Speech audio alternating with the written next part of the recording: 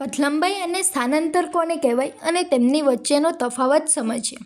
તો મારી car A થી B સુધી આપેલા માર્ગ ઉપર ગતિ કરીને જાય છે, જે 25 કિલોમીટરનું અંતર છે. તો આ કાપેલા કુલ અંતરને આપણે પથલંબાઈ કહીશું.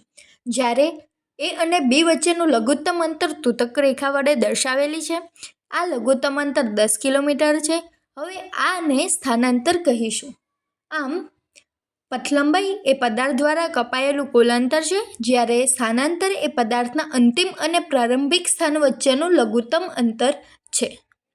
તો પથલંબાઈ એ હંમેશા સ્થાનાંતર કરતાં મોટી જ હોય છે. હવે ધારો કે મારી કાર આપેલા વર્તુળાકાર માર્ગે ગતિ કરે છે અને એ સ્થાન પર ફરી આવે છે. તો અહીં સ્થાનાંતર બરાબર અંતિમ સ્થાન માઇનસ પ્રારંભિક સ્થાન. અંતિમ અને પ્રારંભિક સ્થાન બંને એક જ હોવાથી બંનેનો તફાવત 0 મળશે. આમ સ્થાનાંતર શૂન્ય હોઈ શકે. તો હવે ધારો કે મારી કાર અહીં યામાક્સ પદ્ધતિ મુજબ સુરેખ પથ પર 0થી ગતિ કરીને +10 સુધી અને +10થી રિવર્સ ગતિ કરીને -10 સુધી આવે છે. તો પ્રારંભિક સ્થાન 0, અંતિમ સ્થાન -10. આમ સ્થાનાંતરના સૂત્ર મુજબ અંતિમ સ્થાન માઇનસ પ્રારંભિક સ્થાન -10 -0 તો -10.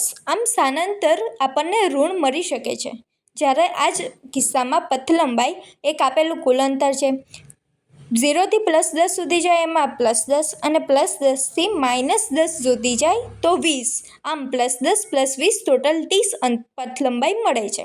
આમ પથલંબાઈ હંમેશા ધન જ હોય, જ્યારે સ્થાનાંતર ધન, શૂન્ય કે ઋણ પણ હોઈ શકે છે.